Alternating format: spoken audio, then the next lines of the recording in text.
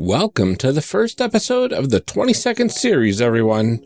We're going to be exploring character creation for Questlandia 2 in today's episode with fellow One Shot Network hosts of the Design Doc podcast, Hannah Shaffer and Evan Rowland. But before we get to that, we have a few announcements. First up, we are going to be at a Catacon this week. That's right, it is already here. We might be freaking out a little bit about how it snuck up on us, but it's promising to be a really good time. So if you see us, definitely say hi. I know I would love to grab a selfie with you, and I can't speak for Amelia, but I assume if you ask, there is probably a good chance to get a selfie with her as well. Also, remember our panel is scheduled for Sunday morning at 10 a.m. and we have plenty of tickets available. We would love to see you there. We are going to be creating some characters and a world together with the audience through some random tables and some wonderful ideas.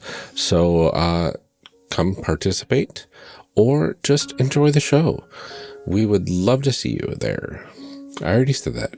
Finally, we have it on good authority that Questlandia 2 might be available on itch.io very soon, if not there already.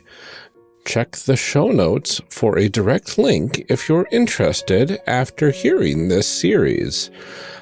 If it is available, it will be in the show notes. If it is not, then you might have to wait a little bit, and we will post about it as soon as it is. That's all for announcements today. We can't wait for you to hear this amazing series. So, let's get on with the show. Enjoy!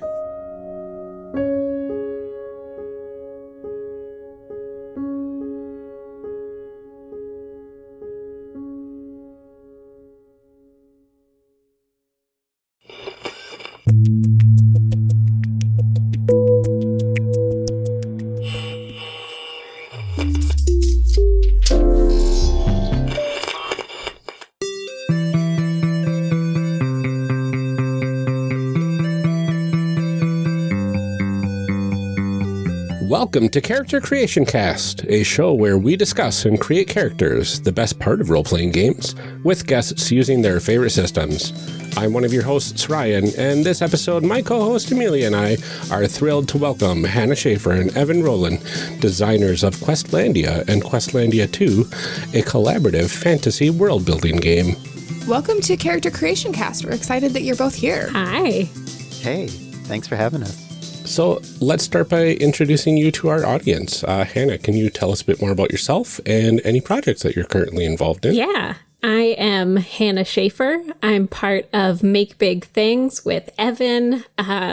We are a 3-person game design co-op, also with our coworker, Brian Van Slyke. We make board games and role-playing games. You might be familiar with Questlandia. I've worked on Damn the Man, Save the Music, which is a role-playing game about a bunch of teenagers in the 90s trying to save their indie record store from collapse. I worked with Evan on his game Noirlandia. And most recently, we all, as a cooperative, made our first board game, Good Dog, Bad Zombie, which is about dogs saving humans from the zombie apocalypse. And it's very sweet. So that's a little bit about me. And what about you, Evan? I'm also a part of Make Big Things, as was given away. Ruined it. Oh, no. Worked on all those old things. We're currently working on a sequel to Questlandia, and we're working on another role-playing game called Starship Ultralex, which is a futuristic space cruise that we can't get off of after it's a million years off course. So keeping busy with the role-playing games, and outside of Make Big Things, I make a lot of board games that I bring to publishers and try to, get them to keep it. And I work on a couple video games about friendly goblins and sad mice. Very nice. All right. Well, let's go ahead and get into this. We will start by discussing what this game is all about. What's in a game? All right. Can you tell us a little bit about the settings, both for Questlandia and Questlandia 2? Yeah. So Questlandia was our first role-playing game that we made in 2014. And I think at the time we were thinking a lot about worlds falling apart.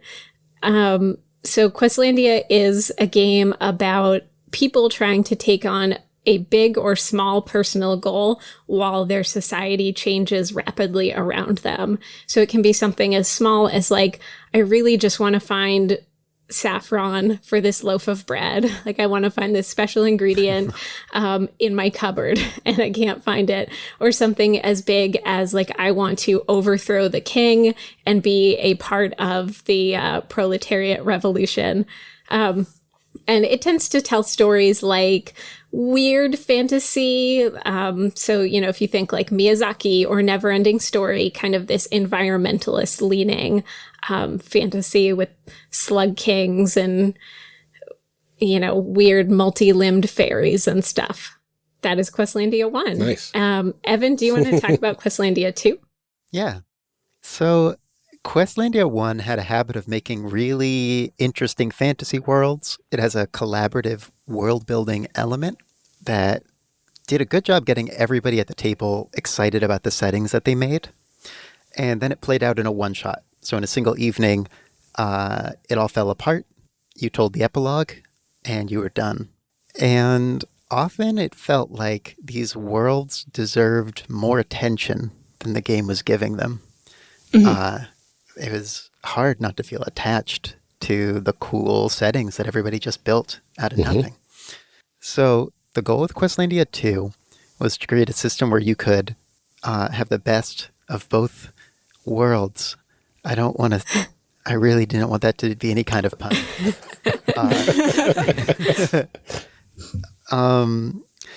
Where you can create weird fantasy worlds to explore. You can spend a long time in them, or you can have a short trip through a car accident of a kingdom. And you can follow the people who are traveling between the worlds and are learning from the different places they explore. What sorts of things do we need to play this game? Like what kind of dice? Are there other additional tools that we need? Well, Questlandia 1 and Questlandia 2 would sort of require different answers. I'm going to just jump straight into Questlandia 2. Questlandia 1, you need like a deck of cards and a bunch of six-sided dice and some tokens. Questlandia 2, that question is still totally up in the air.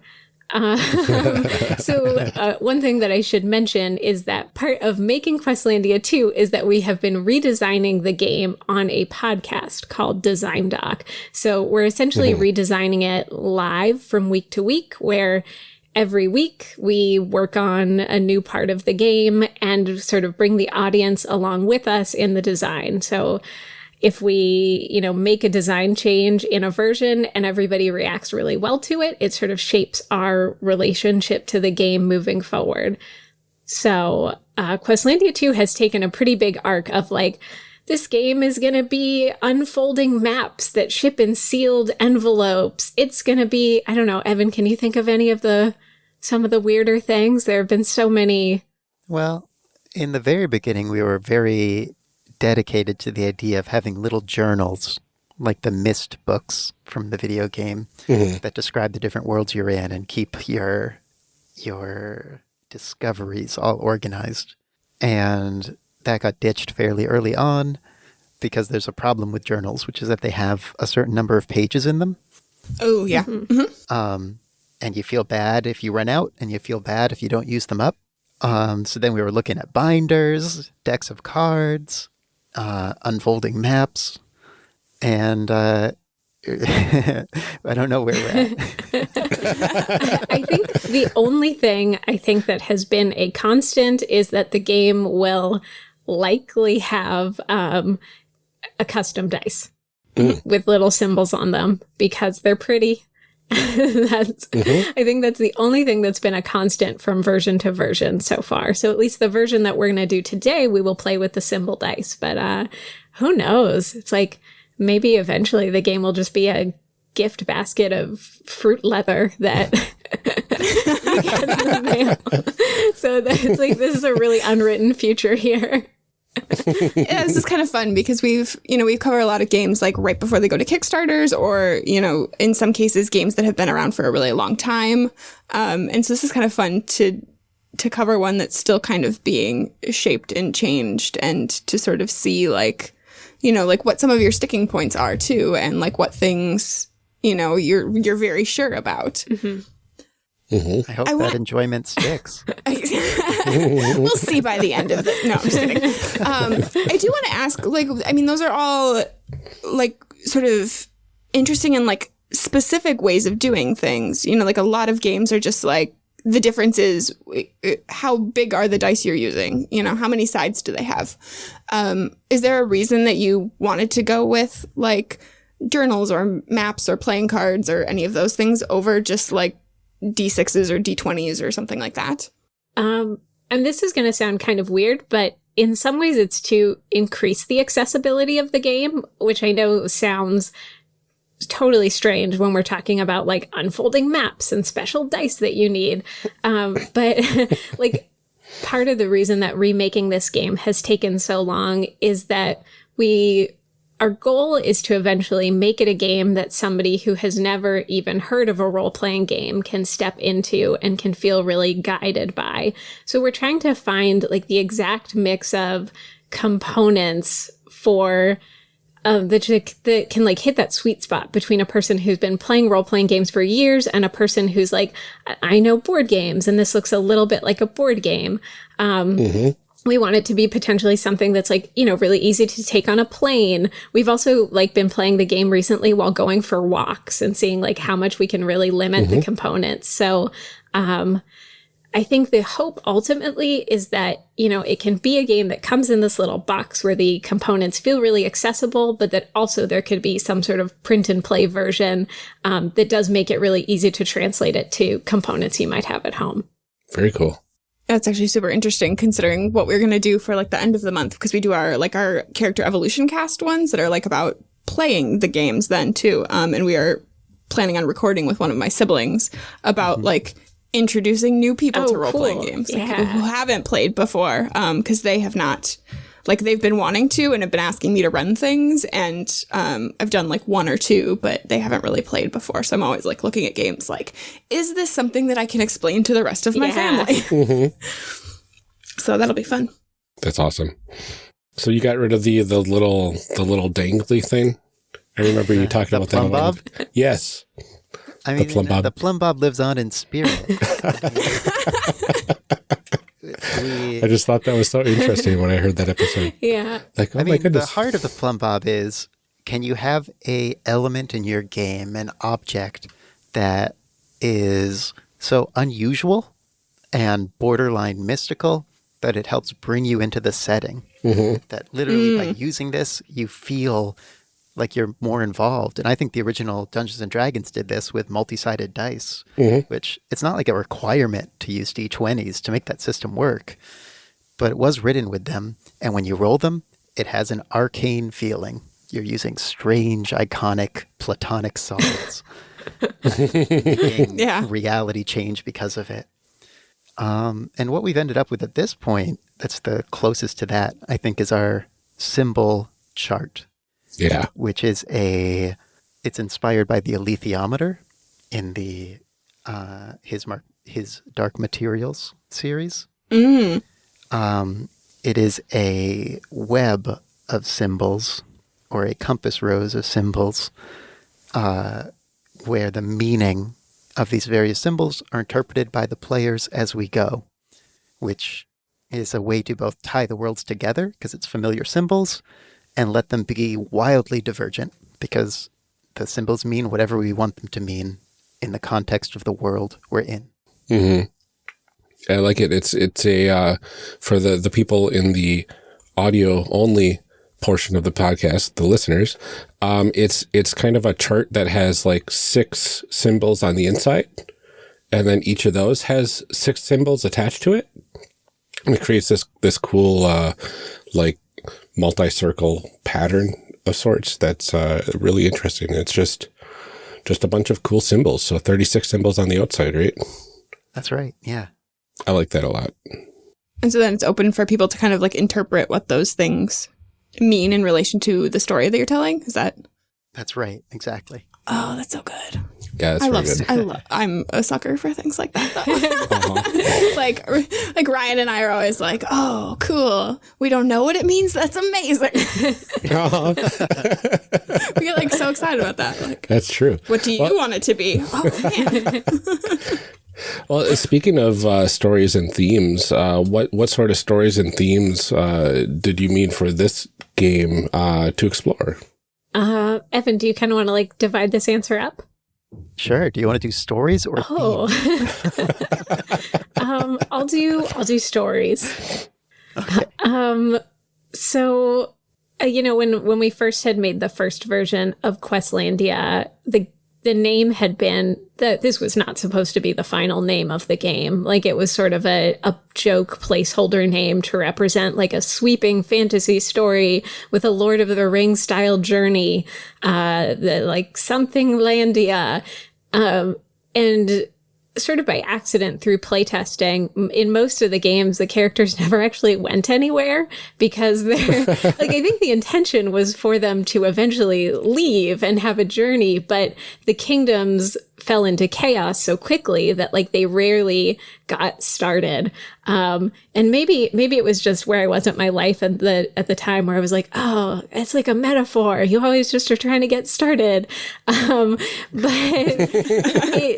it came to tell these stories of people sort of coming together to find community and to, make the best of what was often like a really challenging or unpredictable situation. So I feel like even in Questlandia 2, those are stories that we're trying to tell. Questlandia 2 is a little bit different because it introduces this meta plot element, which Questlandia 1 didn't have. So, in Questlandia 1, like Evan said, it was a one-shot. You play this weird kingdom, you watch it fall, and you're done. In Questlandia 2, you are ghosts who are sort of floating between worlds, and you are watching people's lives unfold, and then you're sort of floating to the next place. I don't really know exactly what that is a metaphor for yet, but still kind of telling these stories of, people trying to really come together in these sort of harrowing moments of challenge and change. So how about those themes, Evan? Oh, yeah. So, we're not starting with some set metaphors in play, but the ghosts, an aspect of the metaphor of the ghosts is it's a metaphor for role-playing game players because they are there exploring these worlds, having a sort of dual role of both creating the worlds and experiencing them, influencing them, but also just witnessing them and watching them. And the attitudes of the different ghosts that are traveling to these worlds reflect different motivations and themes that people might want to get out of this game. So I don't want to jump ahead. Obviously, we're going to be doing this for real. But part of the game is choosing what archetype of ghost you're going to play as. And that choice is about what kind of theme and story you want to see in the worlds that we're going to. And, well, soon we'll get to a lot of examples of that. That's so interesting that you've kind of pulled the camera back from people playing characters at a table to people playing characters. Yeah, it's been a real balance to not get too annoyingly meta. That's really cool, though. That's like fascinating to me because this is a part of game design that I just don't, I don't know if my brain just doesn't work in that way or but people say things like they're like, oh, this game does this. And I'm like, how did you even think that that was a thing that you could do or would want to do or then did? Like, I don't understand. Like, I want to know where these ideas come from, because I'm always just like, oh, I didn't even consider that. Yeah. I mean, I think sometimes when I'm sitting down as a player at a table, I have this moment where I sort of, it's almost like an out-of-body experience where I'm like, what is a role-playing game? And I am totally like not going to be the one to come up with the definitive answer to that question. And I don't think it has a definitive answer, but it's really a strange experience of like embodying this person who is you, but not you for, sometimes many hours or like even years of your life if you're playing a campaign game at a time. And it's weird. Yeah. So I guess the idea comes from that sort of obsessive fascination with like, what is this thing that we're doing? Yeah, I do think role-playing games have an ability to like sort of teach empathy in a way that a lot of other media doesn't, because it's one of the few times where you're like, I'm just going to be someone else for a while and to like look through someone else's eyes and see what it is to like interact with a world in different ways. And that part is always fascinating to me too, of like how we just like decide to be someone else for a while. Yeah. Definitely. I think it doubles back too. It can create a kind of self-awareness that we are all playing roles. And we are, playing our favorite character from day to day. I mean, I would hope so. It's one you've chosen to some extent. And it's mind expanding to play something else and to appreciate different views. I think there's something beautiful about it. The group of people exploring a world as different people, all sort of sharing their imaginations with each other. And, that beauty is maybe in a role-playing game by default, but we kind of just want to draw it right into the game rules anyway, where now you're beautiful ghosts. Well, and I think that's a thing that different game systems do. And that's, like part of that question about themes and stories is that like lots of role-playing games do lots of things, but I think the reason that we use different systems and different mechanics are because there's certain portions of that experience that we want to highlight. And, like different games sort of tug on different parts of that or like bring certain things forward. Totally. I want to talk a little bit about the history of this game. Obviously, Questlandia 2 is still a work in progress. But as far as like Questlandia 1, I want to start with why did you want to make this game? Like, where did this come from? Evan, you want to take that one? I feel like I've sort of talked a little bit about some of where it came from for me. So maybe you have some thoughts. Yeah, there's a distant inspiration, which is the 2008 housing crash, and a growing recognition at that point in our lives about the instability of the society that we lived in. And that question of, does that have to be my problem? Do I have to deal with my society being unstable? And that question is what all the characters in Questlandia 1 are asking themselves. In a very yeah, just like a fun chill time. Yeah. I mean, and that is where the joyous, uplifting game of Questlandia was born. In a very practical level, Hannah and I started a community center in our town. And on opening day, we had it's opening day event. And everybody who showed up was a role-playing game designer. Just by chance. There's a lot of them in Western Mass, which is what we learned that day. Strange.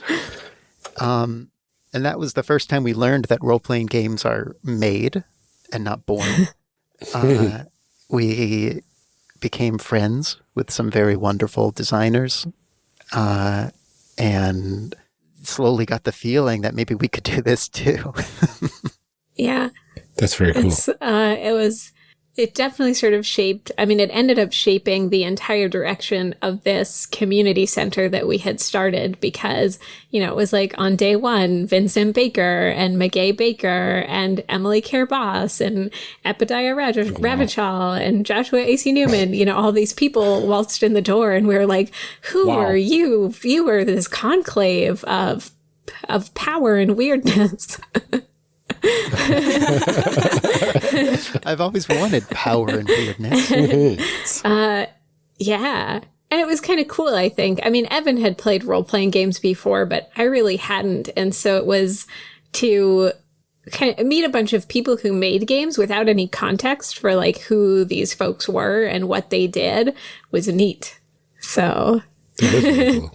I was a skeptic. So how did they all like end up at your community center opening? Like, I guess in my head, when you first said that, I was like, oh, you guys were game designers. And they were like, hey, we'll support. But like, no, apparently not. How did they all end up there? I actually think it was like about as random a thing as you can imagine. I think somebody had posted on like a vegan message board being like, this is not a specifically vegan thing, but there's this community thing happening. And I think it was a message board like in New York City. Like none of this should have come together. Wow. Oh my gosh. And it was meant to be. Somehow word spread. That's amazing. I like how looking people to get your start in the industry, hit up the New York Vegan Society.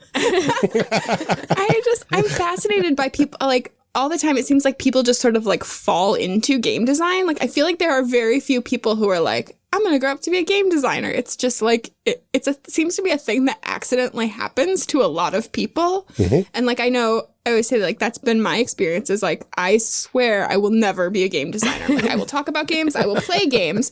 But I think I said on another podcast at one point, I was like, that's a nerd thing for like nerds. I will play games, I will talk about games, I will read the games, I will not make the games. That's a bridge too far. And then here I am like kind of maybe working on like two different ones. I'm so sorry. Thank you for your support in this difficult time. But it's like you have an idea and then it just like won't go away. Mm-hmm. Or, like you just fall into a group of people that are doing that and then that's like your hobby now. Or it feels like very few people wake up and are like, I'm going to make a game. Mm-hmm. It's just like a thing that you're like, well, I guess I got to do it now. Yeah.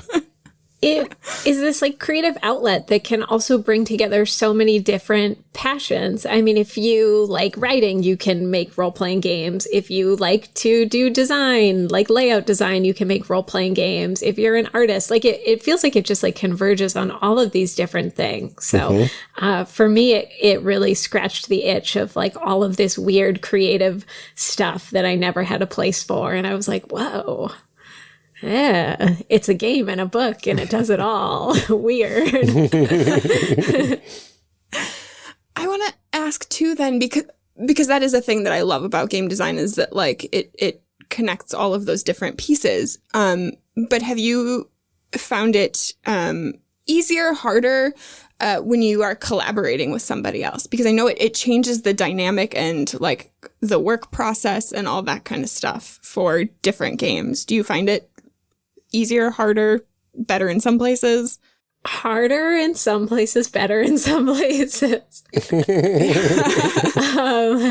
I mean, in our work collaborating, like me and Evan, we were like in a relationship for many years, and game design both brought us together and really put pressure on the seams.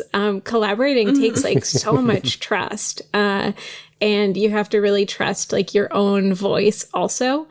I think that as a person who can be really skeptical of whether I'm contributing anything, sometimes like Evan and I would be sort of riffing on each other's ideas and I would be like, oh, is this my idea anymore? Like, did I contribute anything to this? So it is really great to collaborate. And I think at this point, it's the way that I love most making things. And also it is like heart wrenching.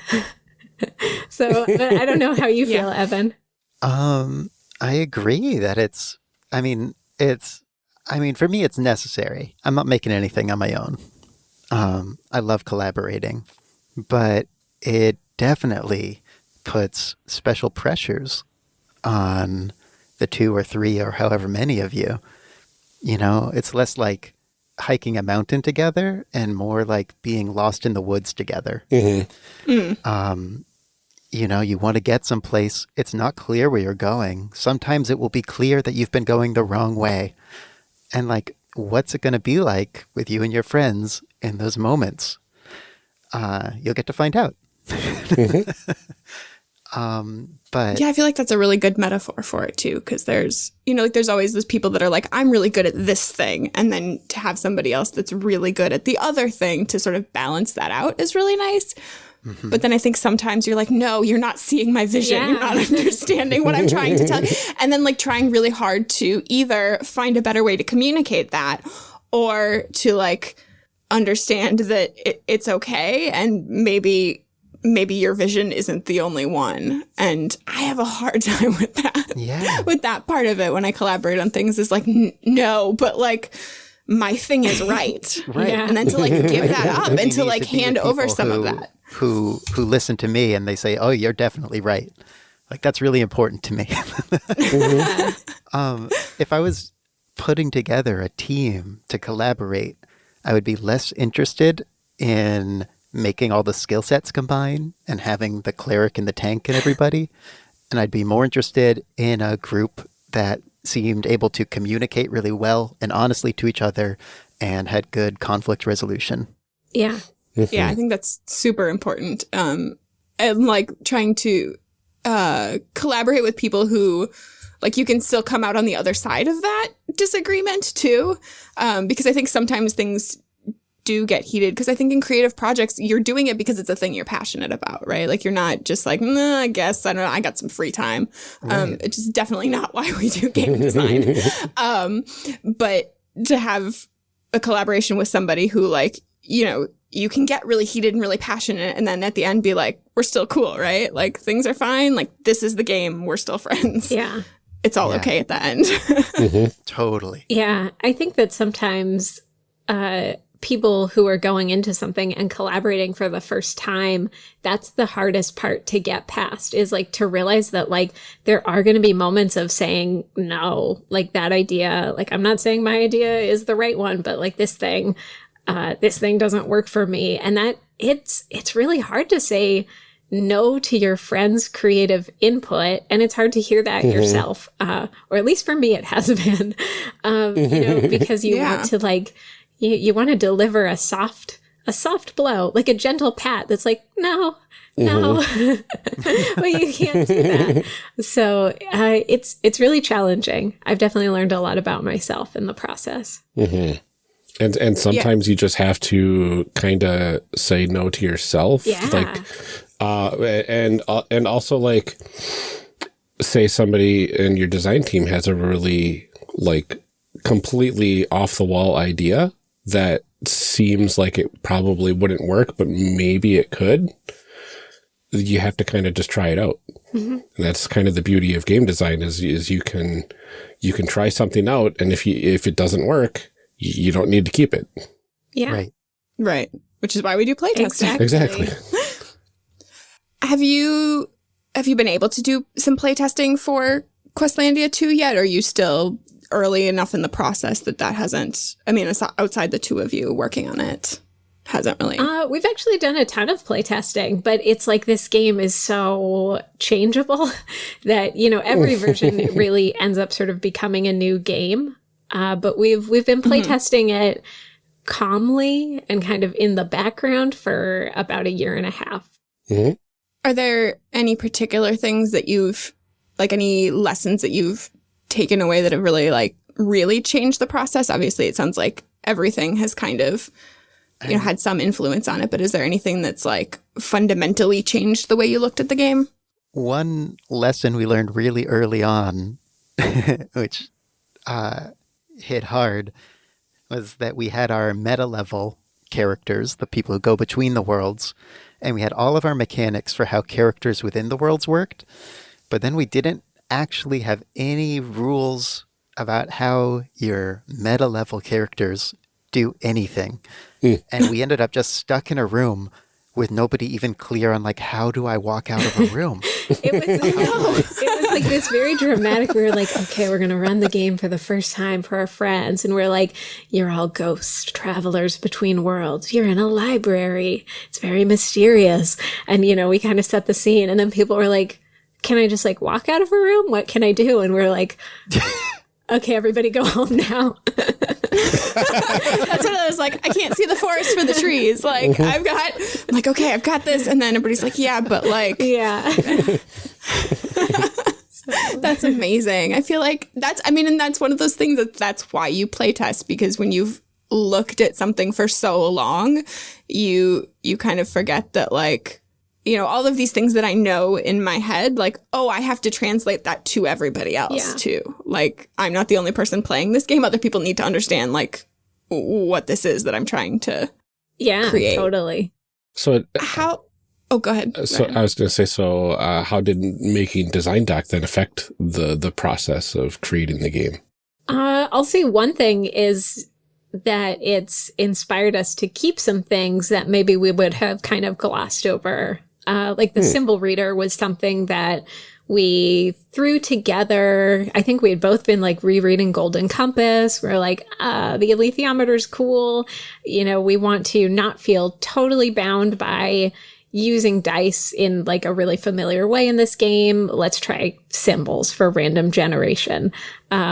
Also in Questlandia 1, all of the tables that were random generators tended to kind of lean towards Middle Earth type of fantasy. Like you had a high nobility, you had a messenger, you had, people who were peasants.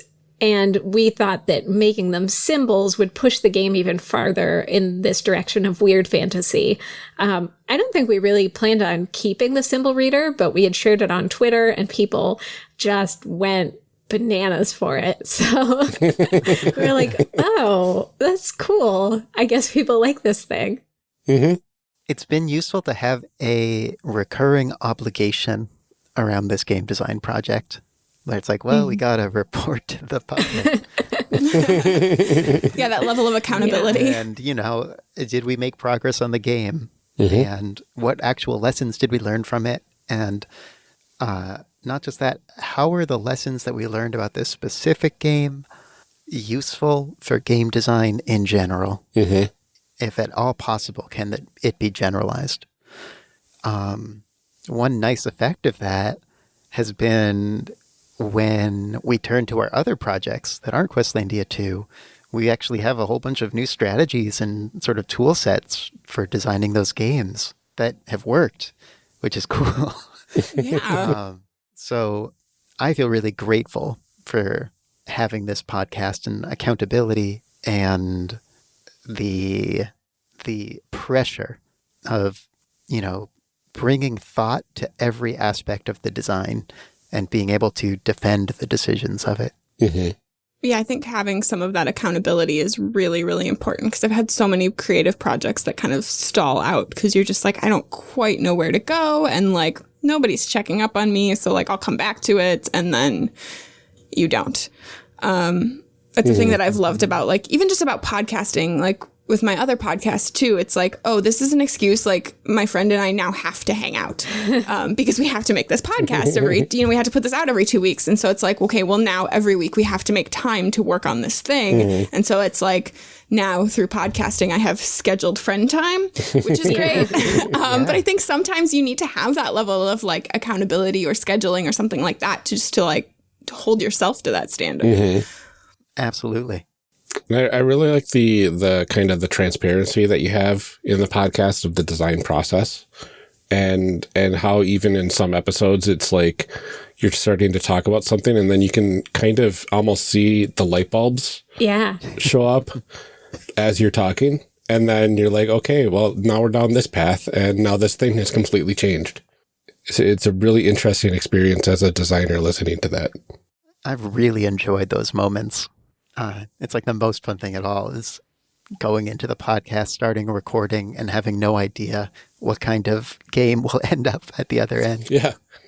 And I feel like that's cool to have it recorded for posterity too, to be like, oh, I can watch this process happen. Because I think it does happen in a lot of creative projects where you sit down and you're like, I don't know where we're going with this. And then, like it sort of snowballs and you have this idea that gets bigger and bigger. And then, like you end up with something at the end. But it's really cool that you guys can go back and look at it and, see how it all kind of developed. And then to know too, because it's recorded, like you can see the progress over time, to know that, like, I think we all have those days where it's like, I'm getting nowhere.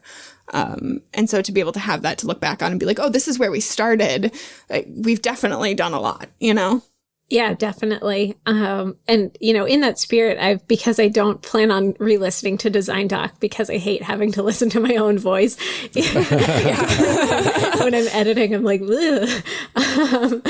But I've been trying to get better at, like, even just version control, where rather than overwriting files, even if I know I'm never going to use this version of the game again, that I save it as like version 1.2, and being able to open up those PDFs and see this arc of development where I'm like, okay, we're building out this game at like turtle pace, but it is moving forward and there are changes.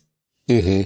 So before we actually dive into character creation and world creation for Questlandia 2, are there any basic terms and concepts that we need to understand? We have some brand new terms. Yeah. Ooh. All right, I'm ready. You are the first Fresh, spicy terms of the spooky ghost edition of Questlandia 2.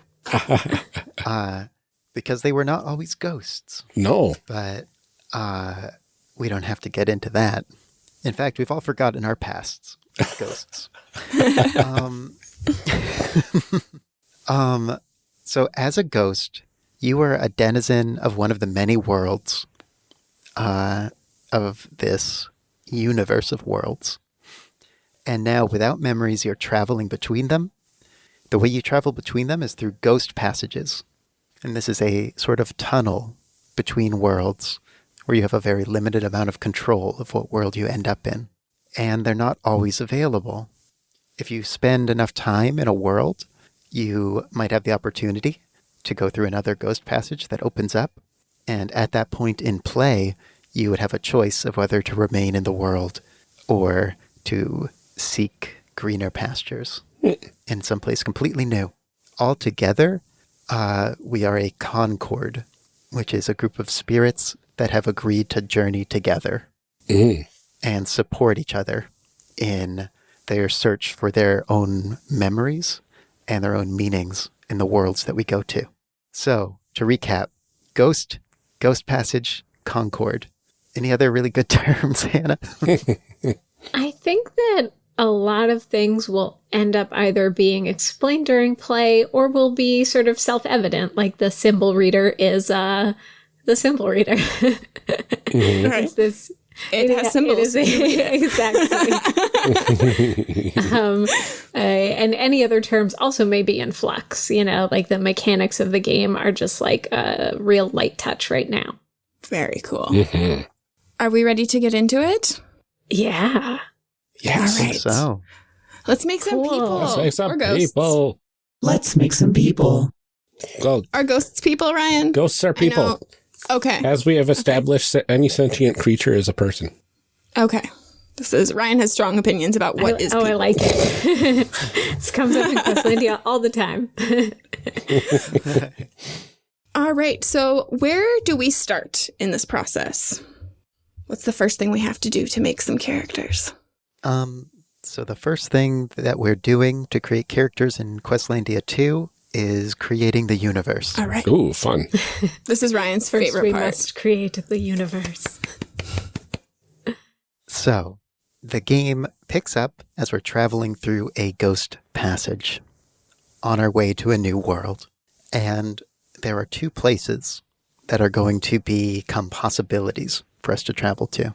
All we can tell about those two places to begin with is what symbol represents them. So the first thing we're going to do is roll the symbol die twice to get to one of the outer symbols on our symbol reader. Nice. All right. I'm happy to handle the rolling and other people can interpret the symbols. All right. So before we roll, do the descriptions on the inside of the symbol chart mean anything in this particular portion, or are we just paying attention to the outside symbols that we roll? For this moment, it's just the outside symbols. Okay, cool. Those definitions will come into play more later. From each of the outer symbols that we're going to get 2 of them, we'll have you interpret them and give them basically a title. That'll be the title of the world that we can go to. Ooh. And there's no right or wrong answers. Your interpretation can be super literal. It doesn't have to be clever, but it can also be clever. It's all good. Oh, I don't like things where there's not a right or wrong answer. I just think I need to know, am I doing it correctly? The answer is yes. I don't know. Just imagine somebody saying yes to every question that goes through your head. Okay. So I'll roll the die. I will not describe the symbol, though, because I, want to leave that interpretation up to you all. But I will ask somebody to interpret the symbol. Awesome. All right, so let me roll for the inner symbol first. Okay, I got a hand. All right, so we are heading down the path of the hand symbol. And for the second symbol, I rolled a moon. So if you follow the hand and the moon, Ryan, do you want to say what you see? And that will be the title of one possible world that we visit. Oh, boy. Okay, so, all right, I don't want to just have the title be eyeball, right? Oh, it could because be. But that's up to you. It is up to me. But for the people at home, it looks like an eyeball with like a half closed eyelid on it, maybe some wrinkle spots around it to indicate that it is part of a face, which is very interesting. But I'm going to say iris. Kingdom of Iris. Cool. Because that sounds cool. That does sound pretty cool. All right, so we have iris as one possible world. I'm going to roll again. It is again a hand for the first path. Let's see what the second one is. And the second one is a skull. Ooh. So, Amelia. Yes, that's very Amelia. Oh gosh, what do we call this though? What does it look like to you? Let's start there. Well, it's literal interpretation, audio medium for our audience. It is scales. Cool. So that to me is like justice, order, but those aren't good names for things. I mean, they could be. They could be. People at home. Everything's People no at wrong home. answers. If you want to do that, that's fine. I'm trying to think of like synonyms for this. But also we can, as a group, that's fine. If anyone else has ideas. I mean, Weight, balance. Yeah, my first thought was balance. Balance. Yeah. So I feel like to me, it's like something like orderly and codified. If you could pick one word to sort of sum up the world. My vocabulary is failing me. I kind of like codified. Codified as a world name is kind of interesting to me. And just to be clear, this isn't necessarily the name that the people of this world have for their world. Okay, that makes me feel less stressed about it. Yeah. Okay. We will just say codified. Codified. Cool. So now, as a whole group, we need to make the decision. We can control if we're going to pop out of this passage into Kingdom Codified or Kingdom Iris. Ooh. Does anybody feel a leaning? And so literally at this point, this is all we are establishing about this, right? Like we... Okay. Oh, we can't. We have to we don't know anything about them before we have to decide. I know. We have to dive in. It's almost like we're playing the game as these ghosts. We are. Yeah. Oh, no. Gasp. Don't bring your seriousness into it. I want to go with Iris. I kind of want to go with Iris as well. Okay. Let's do it. All right. Let's go with Iris. All right. So we emerge into the Kingdom of Iris, and the first thing we're going to find out about this world, about these people, is their ambition. This is what the society is striving towards. And it's going to be another roll and interpret, this time one of the 6 internal symbols. So Hannah, do you want to roll? Yeah, so I'm just rolling once. All right, I rolled, and it is our favorite symbol, a hand. Oh, boy. So now we can look at those extra, what's the word? We can look at those suggested interpretations underneath the hand symbol, which are skill, labor, and creation. So its ambition is along those lines. Hannah, do you want to take a stab at what might be the ambition of these people? Sure, I can propose something and see what people think. I like the idea. When I think of iris, I kind of think of like close inspection or like, really looking something over. So I feel like maybe their ambition is somehow connected to like, I don't know, like the careful consideration of a craft that a lot of people do. Is that something that resonates with people, or? Yeah. The perfection of a craft. So I think too, like, I was gonna say, along with like the labor and skill part of it, I think of like building things. And so to me, it would be like very like intricate architecture. Do we want to go like super, super meta? You tell me. Say more. Like the iris and the eyes are the gateway to the soul. What if they're creating people? Ooh. Which is what we're doing right now. Oh, Which is what we're doing. I see. So- I see where you're going with this. they want to perfect the craft of creating people. Yes. A special industry in this Oh, world. that's so spooky. Yes, I like it. I'm into it. I like it because I feel like it can go do it. spooky or go Gollum or like go in all these different possible Yeah. directions. All right. Great. Great. At this point, we are going to choose our ghosts. So we have, is it 5 right now? 1, 2, 3, 4, 5. There's a PDF that's been distributed. This is 5 different ghost archetypes. You can imagine these printed out, laid out on the table. And we're going to choose the one that speaks to you as the kind of aspects of this world that you want to learn about and explore and expand on the most. So it looks like we have the investigator, the mischief maker, the adventurer, the gardener, and the builder. Interesting. So I'll start by asking if there's anything that immediately speaks to anybody or immediately doesn't. I don't think I want the mischief maker. I'll take the mischief maker then. Ryan. I've got a brand and I'm sticking to it. I think I would like the investigator. Cool. Cool. So the mischief maker, the investigator. I'll go with, I'm between the gardener and the builder.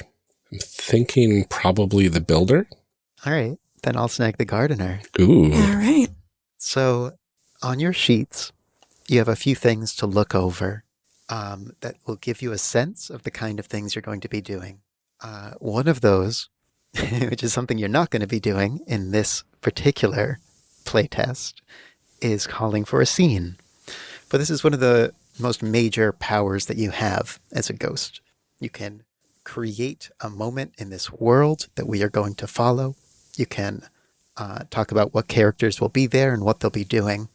And for every ghost, the kinds of scenes that you call for, the ways that they're set up, what can happen in them, and what happens as a result of them is all different. So just for example, as the gardener, I can have a scene about a special plant, which is using a particular plant of this world to cause a sort of targeted effect or impact on characters of the story. There's a shared ritual where people are coming together and through a ritual changing their relationship to each other or learning new information. And it can heal or it can harm. A time where nature damages or restores a part of the society. That's sort of the aspect, that's a big part of the framework that I'm using to understand this setting. Very cool. So for looking over those. No, Sorry, go no, ahead. continue, Evan. I like not having to act as GM. It's nice. Oh, great.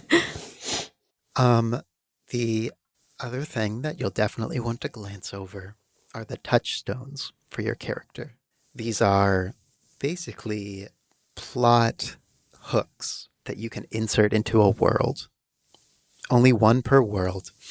And it sets up a problem or a mystery or a goal that you want to see answered over the course of our stay in this world. And by answering that or bringing closure to that hook that you've introduced into the world, you learn something about your past, who you were before you became a ghost. Things like what your name was or how you ended up joining this Concord. For the gardener, I can plant a tree in the setting, and if I learn who will sit in the shade of this tree, I unlock a memory. I can also introduce a plant that is being sought by the people of this world, and if we learn how it changes the people, then I've unlocked my memory. And finally, I can create a place that is lifeless and barren, and if nature reclaims it, I gain a memory. Wow. That's awesome. When you've looked over those, then take a look at the left side of your sheet. You're going to just choose an appearance and a manner for your particular ghost. So in terms of character creation of your ghost at this moment, that's it. You're going to choose your appearance and your manner. Character creation done. All right, we did it. Go team. Really going to get stuff. That's amazing. Okay. All right, so for the investigator, for my appearance, I'm going to pick upright and dapper. Mm-hmm. And for my manner, I don't know if I want to go to the point or dangerously curious. I'm going to go with dangerously curious because that's how I like to play in games. I always tell anybody who's running a game, I'm like, if you put a thing in front of me, I will go touch it just to see what happens because I need to know.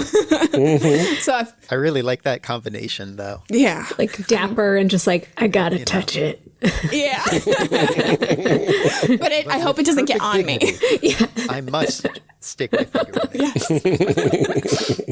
And for myself, for the builder, for my appearance, I think I'm going to go with constructed from many pieces. Ooh.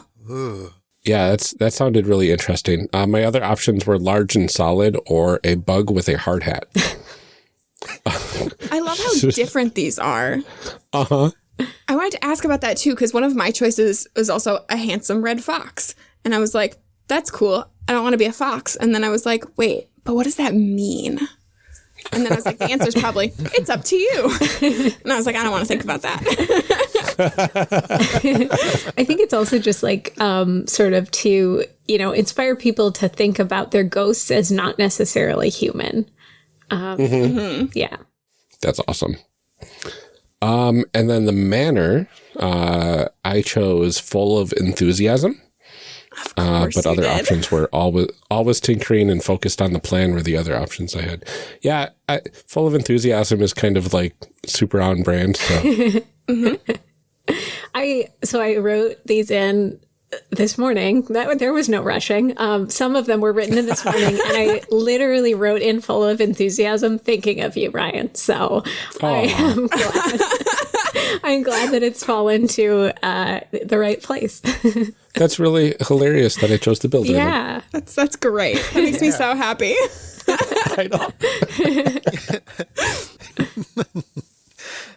How many times have you gotten the answer that this part of character creation was created specifically to create you? I know, right? that's not meta at all. We're on so many levels right now. Yeah. Oh, man. So Inception. I am going to be the mischief maker. For my appearance, I'm going to choose large, furry, and scruffy. And for my manner, I'm going to say a happy menace. Cool. So good. As the gardener, I've chosen that my appearance is a small garden snake, Nice.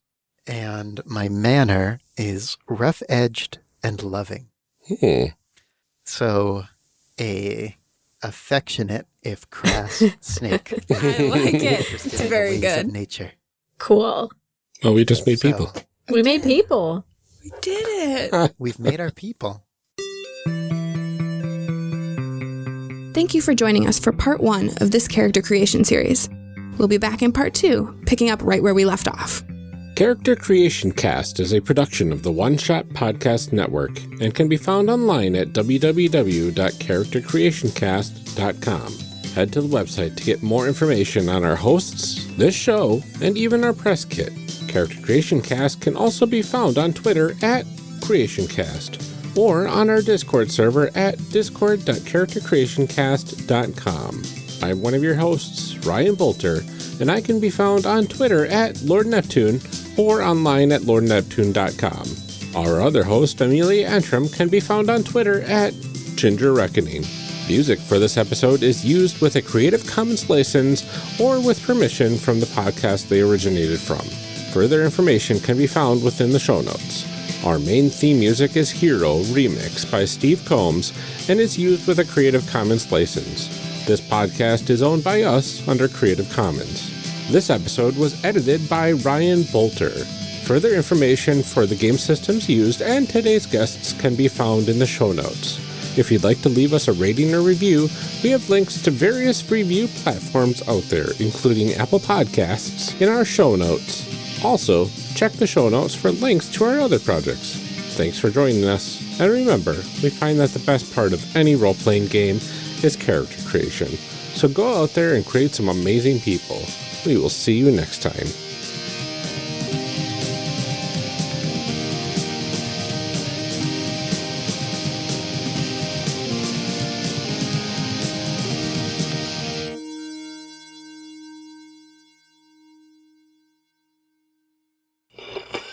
Now we gotta read some show blurbs. Show blurbs. Show blurbs. Show blurbs. Show blurbs. Character Creation Cast is hosted by the One Shot Podcast Network. If you enjoyed our show, visit oneshotpodcast.com, where you'll find other great shows like Session 0. Session 0 is a discussion podcast that seeks to explore the psychology of role-playing. Each episode will feature RP concepts, stories, and tropes viewed through the lens of psychology by clinical psychologist Porter Green and industrial organizational psychologist Steve Discount. Join us on the couch for the next session.